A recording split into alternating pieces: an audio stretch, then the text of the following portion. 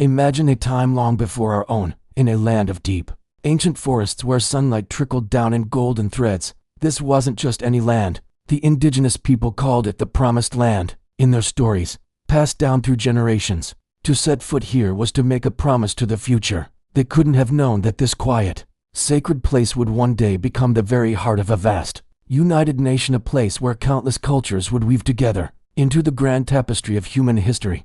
Before maps were drawn or cities were built, this land was home to tribes who lived in perfect harmony with the mountains and rivers. Their history wasn't written in books, but sung in songs, performed in dances, and told in legends that every child knew by heart. One of the most sacred was the legend of the four winds. The elders taught that the world was held together by four great winds, each carrying a unique spirit: steadfastness from the north, strength from the east, kindness from the south, and wisdom from the west. When these four winds converged, a new chapter for the world would begin.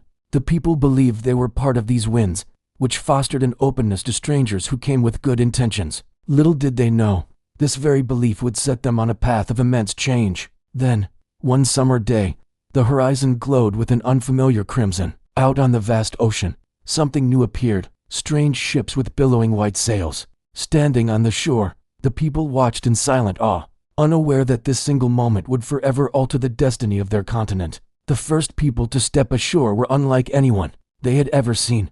They spoke with different tongues, laughed with different rhythms, and carried themselves in unfamiliar ways. For the newcomers, this mysterious land was just as wondrous. They came from all corners of the world, each with their own story. Some sought new opportunities, others craved adventure, and many were fleeing lands of hardship. They were a mosaic of humanity, united by a single, powerful desire: the chance to begin again. In one of the first encounters, a group of natives approached the newcomers, not with hostility, but with caution and curiosity. They offered food, fresh water, and brightly colored woven string, symbols of peace and welcome. The newcomers were taken aback. They didn't understand the meaning behind the gifts, but they could see the sincerity in the eyes of the people before them. It was a historic moment, the first touch between two worlds, both driven by the fundamental human need to survive and thrive. But with such vast differences in language, customs, and worldview, misunderstandings began to gather like dark clouds on the horizon, threatening the fragile peace of this new beginning. As word of this beautiful, resource-rich land spread, the trickle of ships became a flood. Wave after wave of newcomers arrived, each group bringing its own unique culture, language, and traditions. Some hailed from lands of perpetual ice and snow, others from sun-drenched islands in the middle of the ocean, and still others from harsh, arid deserts. They all converged on this one land, completely unaware that their incredible diversity would one day become their greatest strength. For the native people, this was both an opportunity and a monumental challenge. The sheer number of different faces and the endless rival of ships was overwhelming. Negotiations, trade, and disagreements became a daily occurrence. Each group, native and newcomer alike, believed they understood the land, but in reality, no one saw the whole picture. Small conflicts started to ignite, not from malice, but from the simple, unavoidable friction of clashing ways of life. The years that followed were a whirlwind of transformation.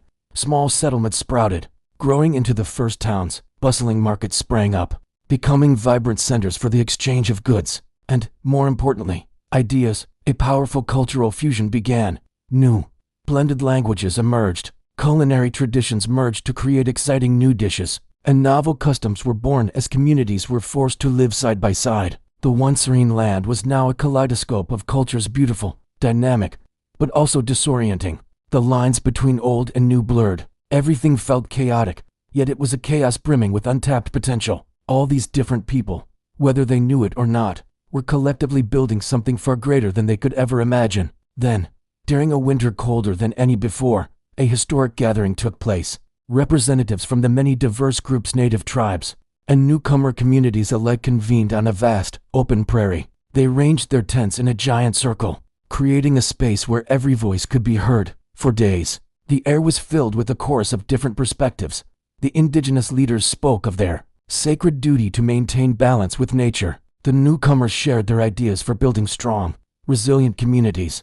Others debated trade, laws, and the fair sharing of land and water. Agreement was not easy to find, and tensions ran high, but for the very first time, they sat together not to fight, but to listen and to seek common ground. In the midst of a heated debate, An elder's voice cut through the noise. "If the winds from four directions do not come together," he said, "storms will surely follow. But if they find a common direction, the sky will open a path for all." A profound silence fell over the circle. His words echoed the ancient legend of the four winds, a story that now, unexpectedly, was becoming a compass for their collective future. From that pivotal meeting, a groundbreaking agreement was born. It was decided that every group could preserve its own unique culture and build its life as it saw fit. But when a problem arose that affected everyone, they would come together to find a solution. There would be no king, no empire, no single group holding power over another.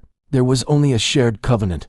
The land would belong to all who lived on it, contributed to it, and respected the diversity of their neighbors. This was the seed of a United States, a nation founded not on sameness, but on the revolutionary idea that difference was its greatest asset. As the sun set, casting long shadows across the prairie, everyone present felt they were standing on the precipice of a new era. They didn't know it then, but their greatest challenges, and Jehovah's greatest triumphs, still lay ahead.